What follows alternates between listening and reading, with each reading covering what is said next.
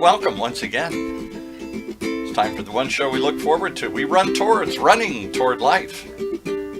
As we join 11-time Western States Endurance Run finisher, sports journalist and author John Trent, as he talks with ultra runners, race directors, and members of this fast-growing community. Welcome, John. How are you?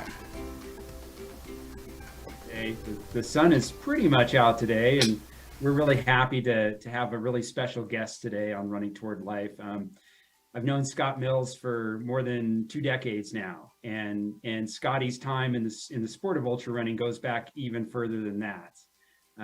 This is a person who's done and seen just about everything there is to do and see in our sport, and we're really privileged to have Scott Mills, the famed 20-time Western States finisher, 10-time Hardrock finisher, with us today. Welcome, Scotty. Thanks, John. It's a pleasure to be here. I look forward to it. One of the things I wanted to ask you right out of the gate was, and if I'm not mistaken, your first Western States was in 1982. And I have to ask, when you finished your first Western States more than 40 years ago, could you even have imagined that more than 40 years later, the sport of ultra running would still be such an important part of your life, and that you'd still be, doing the sport at this point in your life? It's an interesting question. It's hard to look back and remember or recall, what I felt. But what I do remember mostly was I was captured by the sport, the people, the event, and the beauty of the mountains, the Sierras. And there was no doubt in my mind that I wanted to return, even at that point, a day or two after the race, as many times as I could. And it's such a special event, and the people are what make it such. And from that very first run for me in 1982, I was captured. And John, you're no different. You're the same way. And so it's been a big part of my life. Both my wife, Jean, and myself have been a big, gained a lot of friends and experiences that have molded our life and made us very happy. So. Yeah, Scotty, and it's interesting too, and if you wouldn't mind for folks that are listening, your reach is such that, you've lived a lot of your life on the West Coast, but also a lot of your life on the East Coast as well. And because of that, and you have this special connection with a lot of different ultra communities throughout the country. And if you could kind of explain to folks a little bit why that is so, in terms of your career path and what took you to these different places, and then also how you're able to kind of dig in to each of them and become an integral part of those ultra communities, wherever it was that you were in that part of your life. Sure. I was very fortunate. I went to the Air Force Academy, graduated in 1973. And upon getting my commission, I was a flight navigator in cargo aircraft. And most military jobs, as people are probably familiar with, move around about every 3 years. So part of my career, and my wife, I met my wife also, she was an officer in the Air Force. We moved no less than 6 or 7 times to different parts of the country. And that afforded us an opportunity to make new friends and new places and experience things that really melded well with ultra running, because every place that we went, we were stationed in California, in Texas, in Washington, D.C., in Alabama, in Ohio. All of these places, one of the first things I did to try and become involved in the community is see what the ultra running scene was in that particular area. So, especially when I moved to Virginia, because that was a big community for ultra running. And so you have almost instantaneously a way to make friends and acquaintances in an area through a sport that we love. And so the military really helped me and allowed us that geographical opportunity to visit many different places, and therefore meet people in different places. And, like Western States, you would go there and you see many of these people from the different areas that you lived in. It was almost like a reunion. It was kind of cool. Yeah. And, also, you're one of the few folks, I think, who's been kind of a race director on the West Coast and the East Coast as well. And if you could talk a little bit about some of the events you've been involved with, how you got involved with them, and why you felt it was important. I think the most important thing of all is why you felt it was important to kind of give back and organize and help present events for other people to go participate in. And my first opportunity to race direct was in Virginia, Northern Virginia, and it involved directing a race that I inherited from a friend of mine named Chris Scott, who unfortunately recently passed away. Chris had been the race director, and he got assigned to go overseas to work for the Voice of America. And he asked me if I would take over the race, the Bull Run 50 miler. And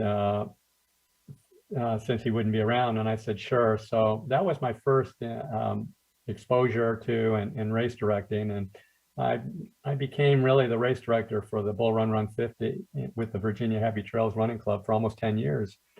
And we really built that race back east, and it became one of the iconic trail races in Northern Virginia and along the East Coast. And so that was my first experience with race directing.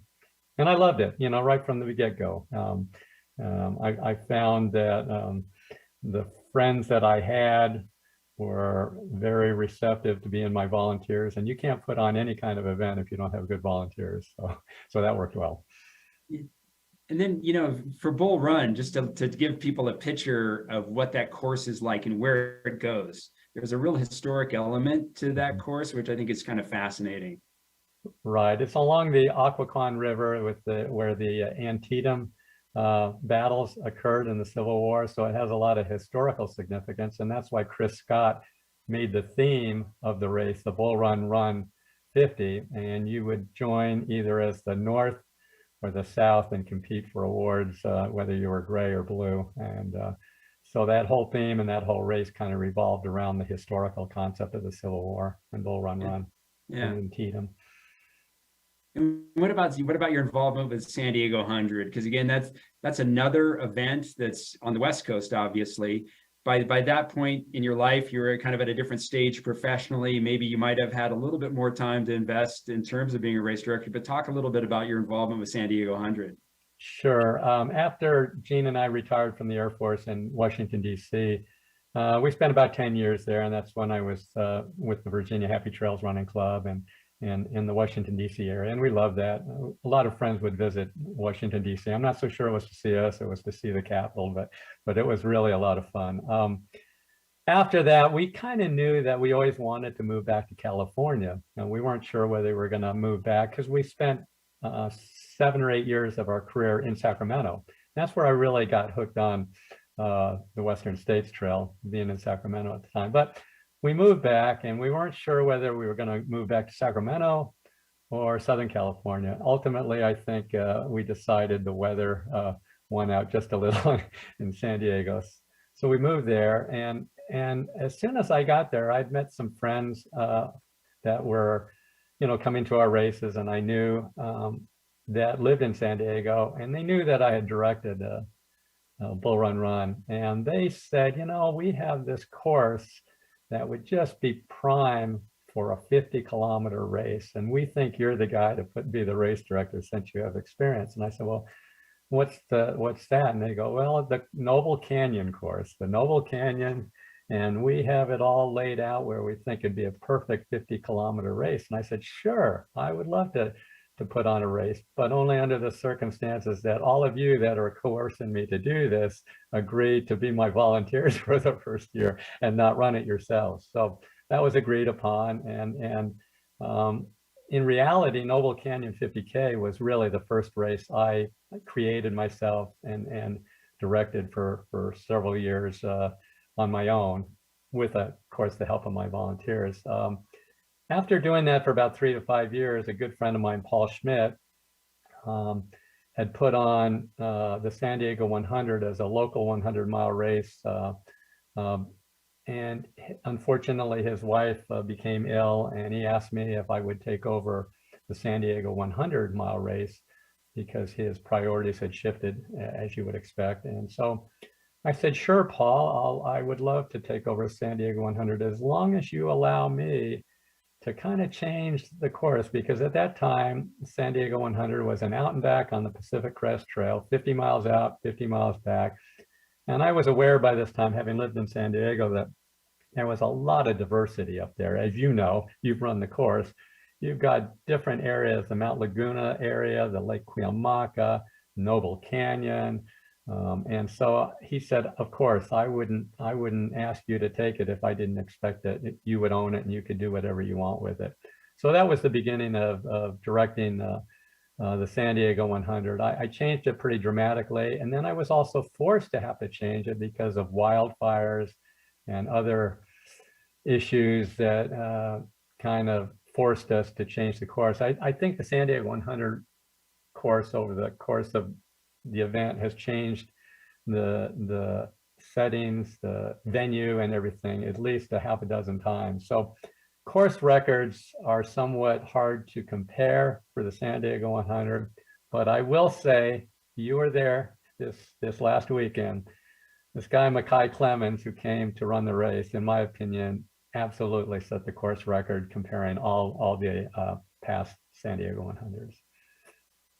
He's a great young runner, and you're right, Scotty. This last time, and not only did he run a great time on it, but that course this last weekend was probably, and I think you even have alluded to this, was probably the toughest iteration of the San Diego 100, just because what's interesting, people, whenever in Northern Nevada, I tell them, I'm going to go run the San Diego 100. They're like, oh yeah, that must be fun. Really, you run along the beach there and it's great. And I'm like, no, that's not the way it is.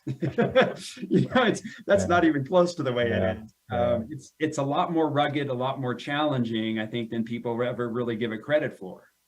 I couldn't agree with you more. You've heard the term before, but everyone who comes and runs our race kind of comes away and goes, that was a sneaky hard course. I wasn't expecting what was thrown at me, for sure. It's up in the mountains. So we have technical trails, we have the heat exposure, and so a lot of elements come together to make San Diego a much harder race than it may appear on paper. And this kind of praise is going to, you're going to deflect it, but what was interesting this past weekend. So for those who are listening, Scotty for many years was the race director for San Diego 100, and then he was able to pass it along to sort of the next generation of race directors and competitors who had been under his wing. And these folks who put on the race and have put on the race as race directors the last couple of years, they will tell you without hesitation that everything they do is influenced by how we were taught by Scotty to do things. Because I think the inference there is there's an emphasis on quality of doing it the right way, of always thinking about the runner's experience, having great volunteers, all these different aspects of a Scott Mills type of race they have carried on. When you hear people like that say things like that, how does that make you feel? Well, as you would imagine, it makes me feel a lot of pride and a lot of gratitude. Angela and BJ, it's always tough to give up your baby, right?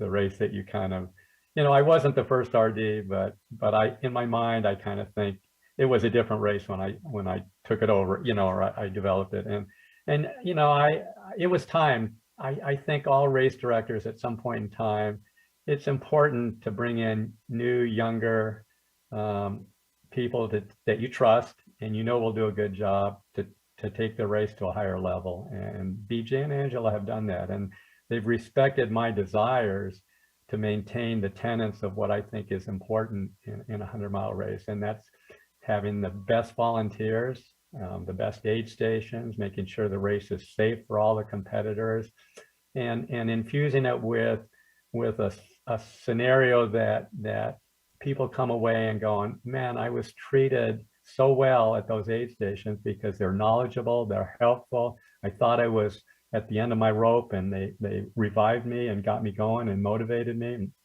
And I think that's what I feel the most pride about, and what Angela and BJ have continued to instill now in their volunteers. And they've increased the volunteer force significantly since they took over the race about 3 or 4 years ago. And it's really thrilling to me to see what they've done and how they've done it. And and it is a great event. I'm biased, I really am, but I would encourage anybody who hasn't come down to San Diego to give it a shot if you're interested in doing a 100-miler. That's my pitch. No, yeah. And I would validate that 100%. I ran the race last weekend, and one of the things of many that I remember about my experience was, early on, there's an aid station on the Sunrise Highway, the Sunrise Aid Station. You go through there at about mile 20, early in the morning, you're still fresh. I came across a volunteer named Mike. He was a wonderful, wonderful guy.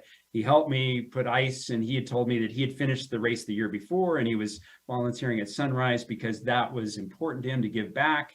So then you go through you go through the course, and you come back through Sunrise the next day in my case, after the second sunrise, well after the second sunrise.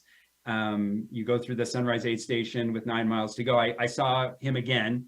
He gave me a hug. I was struggling at that point, and it was getting pretty rough, but he told me he had no doubt I was going to be able to finish. And I was able to, thanks to Scotty's help, I was able to get to the finish.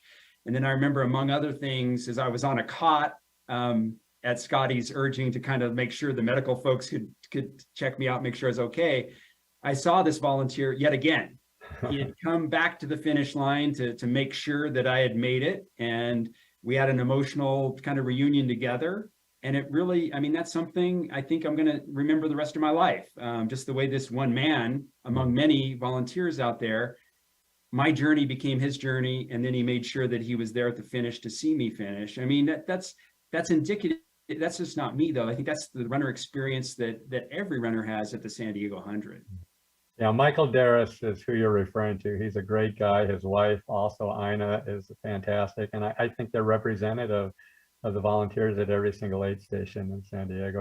We have, I should say BJ and Angela, but I'm going to include we in there.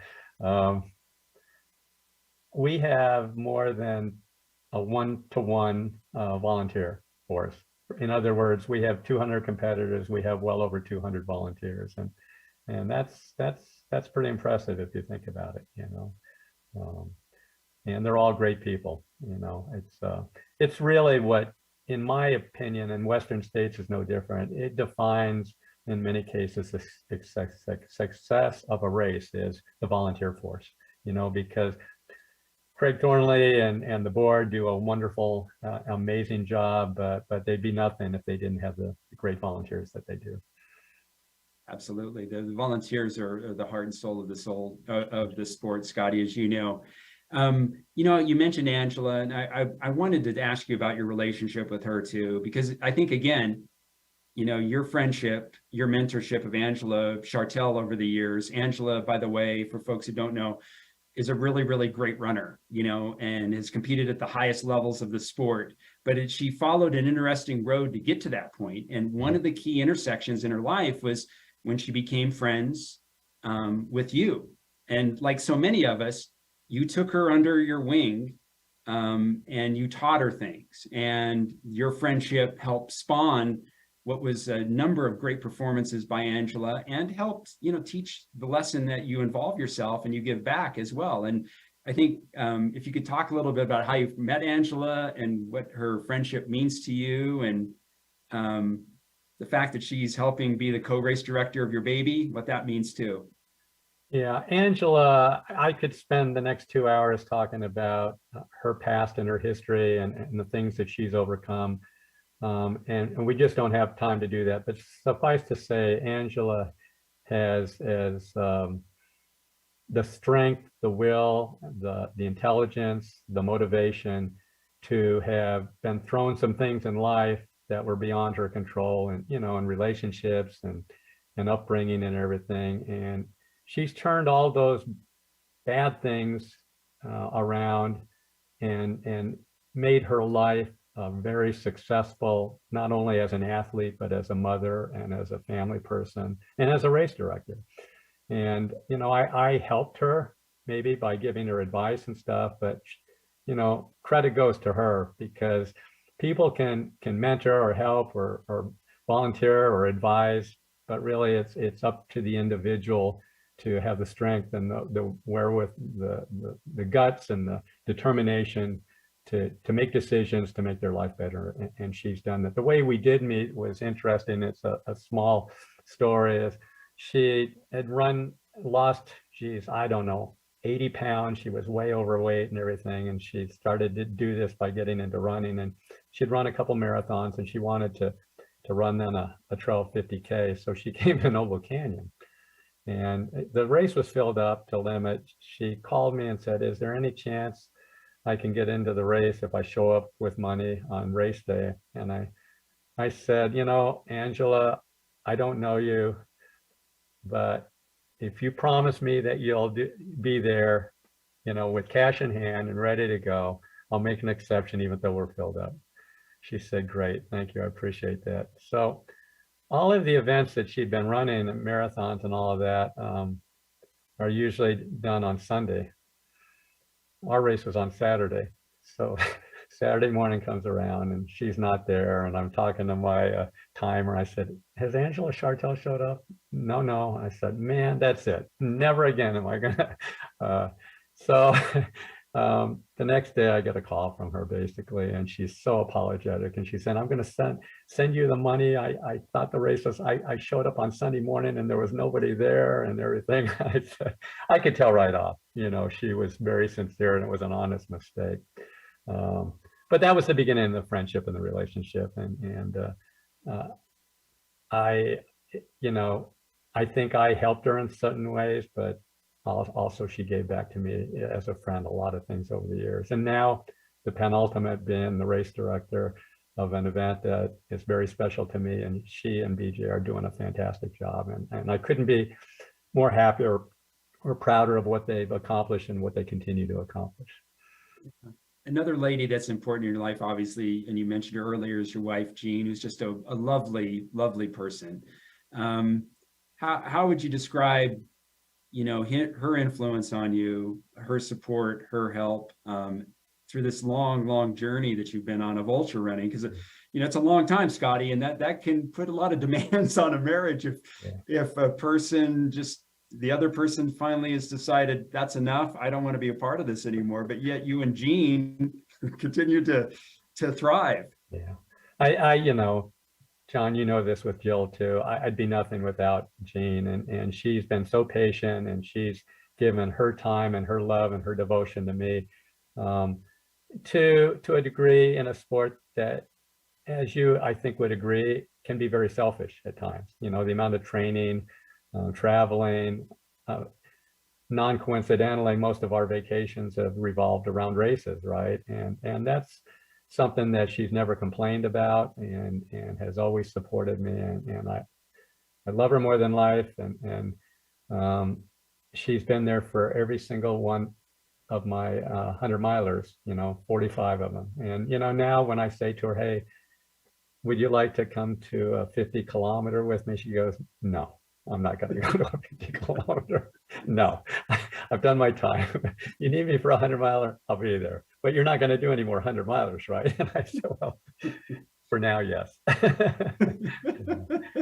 There comes a time too, John, that, you know, the sport is so demanding and so hard that you have to start making decisions in your life of what's most important to you about running. And for me, the most important thing are the friendships and being able to still go to events, regardless if they're 100-milers or 50Ks or trail runs. And so I want to stay healthy so Jean and I can travel and see friends and have experiences at not only events like Western States that we've done in the past, but new adventures as well. So, yeah. Did I answer your question? I'm not sure I did. You did. You totally did. And, you know, as we both know, we're both married to saints. There's no doubt about it. Yeah. You know, I mentioned at the beginning your 20 Western States and your 10 Hard Rocks. And, you know, without, you know, kind of talking about every single one of them, I'm curious, Scotty, about as you reach the end for both, what it was like for you as you realized, well, this is going to be it. You know, I've invested a big part of my life into both these races, and this is it. So, you know, in 2021, you know, you did your 10th Hard Rock, and then in 2019, you did your 20th Western States. So you knew that in that time period, things were winding down. How was that time period for you? As in a way, even though you've continued to be involved with both, you were kind of saying goodbye to both of them in terms of being a competitor. Yeah, you know, there's some things about the sport that are, so many people want to get into those two events. You know, it's the hardest ticket, both Western States and Hardrock, for anyone to go and compete. And you know, if you look back, in a lot of ways, you could criticize. I could criticize myself for taking slots away from other people who have never had the opportunity to go to those events even once. So I think after you know, I finished both of those events, from one viewpoint, I was really happy that I wasn't going to continue to go back any longer, even though I was very selfish in some ways, because there's so many other people that want to do them. Having said that, I can still gain a lot of enjoyment and pleasure and satisfaction by going to those events and pacing others and helping crewing. And that's what I've done for the last couple of years since completing those two milestones. You know, milestones are just numbers, but they're a way, in a way, it's a good way to say that's a nice round number. It's time for me to quit and let younger and more passionate people, you know, have their time. Right. Yeah, it was emotional though, but I think in both of those, because it was becoming so difficult for me to finish those, you know, one of my goals at Western was always to try and get them all under 24 hours. But it became obvious when I turned 68 that that wasn't going to happen. And the same thing with Hardrock, not so much the time frame, but just getting it done the 10th time. So, you know, it was a nice time and a nice culmination to stop, and it doesn't preclude me, which it's not, to go back and enjoy all the fun parts of it without having to trash myself, you know. And, you know, I'm looking forward to being at Western in 2 weeks. I can't wait. You know, I'm going to pace a good friend, Gary Wang, and see you and everybody else there. So it'll be another reunion without having to put my body through the difficulties that are part of being a 100-mile race, for sure. Scotty, for the uninitiated, how would you best describe the difficulty, the challenge of Hardrock? Hardrock is so unique.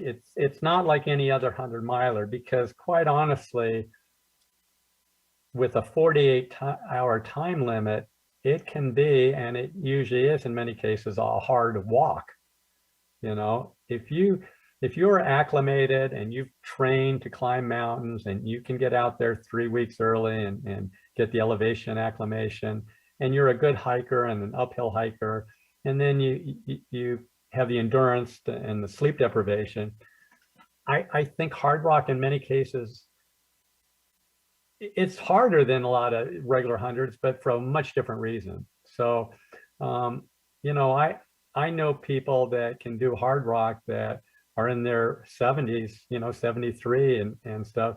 It's because there is a 48-hour time limit, and they know how to walk the entire course. Now, that's walking aggressively, and that's probably on some of the roads, the forest roads, shuffling down those a little. But, you know, the reality of Hardrock is, if you can maintain over 48 hours, just under a 30 minute per mile pace, you can complete the race. The difficulty is clearly being at an average of 11,200 feet. So that's really tough. 100 milers now, you know, depending on their time limit, are very difficult. All of them, the mountain ones, you know, and so it's kind of comparing those two is very difficult to do. But I'll get back to your original question. You know, for me, it was a good time to stop, and I feel a lot of pride in being able to do that. Part of that being able to do it is because I started so early. You know, it's very difficult. There's not a lot of people that are going to have the opportunity to get 20 finishes at Western States, because it's just so difficult to get in the race. And I think the same thing goes for Hardrock. It'll be hard for anyone to, well, Hardrock a little differently on the veterans and stuff, but that's changing. So it's going to be more and more difficult, and that's not a bad thing. With so many more people that want to get into the event, it's good to open it up to newbies, for sure. Yeah. I'm curious too, the fact that, you're in your early 70s now, and the cast of characters in the sport has changed a lot, and I've even seen this. I'm 60, and a number of the people that I was running with 20 years ago, they're no longer on the landscape anymore. Mm-hmm. You have to make new friends. You have to make younger friends. You have to make that extra effort to kind of stay connected to the scene, because the scene doesn't wait. It doesn't wait for somebody who's older. You kind of have to kind of flow along with it. And it seems like you've always been able to fit in, to make friends, whether it's older people, younger people. Why has that been, why have you been able to succeed at that, to remain part of the sport, even as maybe some of your friends have exited the scene and are no longer, maybe they're on the periphery of it, but they're no longer out there with you doing it? Yeah, one of the things, obviously we both know this, one of the most difficult things is with age, and it's reality, physical limitations. People's knees, their backs, and all of that start creating problems, and they just can't do it anymore because of knee problems or back issues or hip issues and that sort of thing. Of course, if it's so hard to train and it's so very difficult to train alone. I was talking to Derek Carr, he's really frustrated because he's in Virginia and he has no one to train with. So clearly around here we have a big running community, and you tend to run with younger people only because your peers are not running anymore. The trouble with that is it's really hard over time to keep up with them, and you feel bad showing up for a run and then they're having to wait for you. And the good news is down here on our runs is, because I've put together all these courses, I know all the shortcuts, so I can kind of reconnect with them on training runs by cutting the corners and everything. That's might even be a good reason for me to enter San Diego 100 down the road. Maybe I could have a PR on that, just because I know the courses so well. But yeah, younger people also, it's a part of our sport too. You love the passion, the enthusiasm, and the energy of younger people. So I think it's really healthy and good for the soul to run with people like, friends like that, I should say, not people like that. My peers and my friends are still my best friends, and we do things together, but maybe not as many on the trails, so. Yeah. Yeah, I do think that's a nice byproduct of it, is the younger folks, their enthusiasm, their newness to it. It rubs off on you. It's like, okay, yeah, this is pretty. We forget sometimes it is a special opportunity to be able to get out there and do it. Yeah. If I have a sadness, you're no different. I don't know what it is, but the 100-miler just attracts me. And especially seeing all the finishers at San Diego this past weekend, I want to do that. But I also kind of know maybe that's not really on the cards in the future, because it's not good for you health-wise. And you don't want to do something, I don't, in my 70s, I don't want to do something that jeopardizes my ability to go out and hike or be a part of pacing or helping others on the events or marking the course, things like that. So. Yeah. And that was kind of, this past weekend, that was kind of I've always learned a lot from you over the years, and you shared some of your wisdom with me this past Saturday afternoon when I was struggling to get to the finish line. I had started to lean pretty badly over the last 20 miles. The lean really, really got bad, and I was having a hard time getting through it. Scotty came out with a little bit more than a mile to go. I was with my pacer. Scotty helped me get to the finish line, and it was apparent that I wasn't going to be able to get to the finish line in terms of making the cutoff for the race. And I remember at one point, with Scotty with his arm around me, told me that he loved me and that he was going to get me to the finish line safely, and that's all that mattered. So that's exactly, I think, one of those moments where you realize, yeah, sometimes it's better to go on to run another day as opposed to try to be the hero and maybe do some damage to yourself that could last a long time. John, let me interject something too. Your finish was probably the most inspirational thing I've seen in the sport in a long time, and it's gone viral on social media, and it's a testimony to the number of friends, the people that you've influenced in life, and the person you are. So congratulations on that.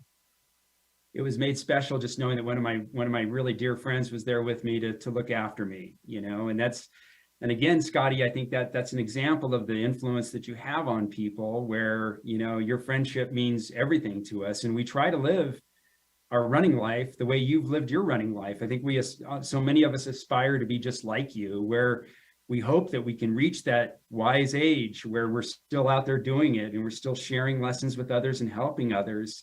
To just sort of wrap the conversation up, Scotty, how does it feel like you've evolved as a runner in terms of you're a really high level age group competitor? You've won your age group several times at Western States, for example. Mm-hmm. And that was a big part of your identity and who you were. Now, I think you're at a different juncture in your life where it's less about that. And it seems to me it's more about these relationships that you have, this community that you've built, this idea that there are people out there who depend on you and you depend on them, and you all look out for one another. How would you kind of characterize where you're at right now, and how does it feel to you? Yeah, I think you nailed it. And the thing, if I were to ask anybody who's been in the sport like yourself for a long time, what is so special about ultra running? And I would, propose that the most important thing to 99% of the people who are in the sport and who have been in it a long time will say the relationships, the friends I've made, the challenges that we have all faced together and conquered in many cases, and that shared experiences is hard to put in words or write up in a book or anything else. It has to be experienced with others. And so, for me, ultra running has given me emotional, physical, happiness, and those are the things that now in my life I want to continue to try and experience and influence others to experience by participation, not only as competitors in an event, but by also volunteering and being a part of the other side of the events, which are volunteering. And you can gain as much gratification and sense of contributions by being volunteers or directing races or doing the other things that make this sport so very special. And John, you're a good example. Our friendship over the years is one of the strongest and the best in my life, and we met by chance at Western States twice, and those are the things that define us. And for me, I hope I can continue to do it until I'm 100, but we'll see. I would not bet against you in terms of still, maybe it may not be the Noble Canyon 50K that you're doing at age 100, Scotty, but there'll be something out there that you'll still be doing here in a couple more decades down the road from now. I'll jump on that real quick. The Noble Canyon RD, who just took over from the guy who took over from me, took it last year, and he instituted the Noble Canyon 50K/10K. And I said, oh man, okay, I'm all over that one. So maybe it'll become a 5K too. So. There it is. I think we have some news here. So, 20, close to about, so how old are you now? You're 72, right? 72, yeah. Yeah, so 28 years from now, that's got your name written all over it. That's news. That's new, hot off the press from this podcast right here. Yeah, let me say one more thing here. I know I'm taking up more time. As many of the listeners may know, that John's daughter Katie also ran San Diego last weekend, and what a wonderful young lady. And it's because of her parents and family core values and everything. But I got to spend a lot of time at the finish line talking to her, and she's a wonderful young lady, and you should be very proud of her and Annie, of course, for how they've turned out, because there's nothing more important in life than family, and you have one of the best. Oh, Scotty, that's so nice of you to say, and thank you for that. I mean, yeah, they've grown up around the sport. You know, when we first met, they were little girls, you know, and now one's a mother of twins, and another one is out there, you know, finishing about 6 hours ahead of her dad at 100 milers. So yeah, it's been a great road. But you know, that it was interesting, just as a sidelight, as we were flying back from San Diego on Sunday, Katie was like, yeah, Scotty said this, Scotty said that, you know, already see, you're having influence on that next generation. Wow. Yeah.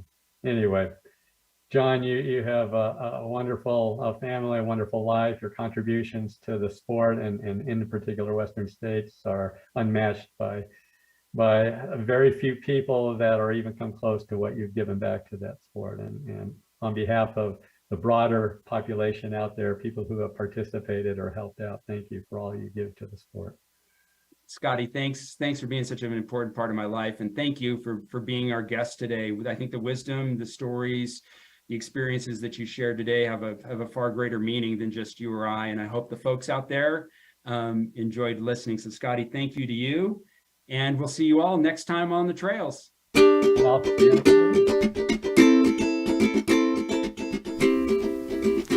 Well, there you have it. One more reason to join us, to run along as we run towards life here on this podcast. Right here in Orange County's only community radio station, OC Talk Radio, streaming live from our studios here at the University of California, Irvine's Beale Law and Innovation Center.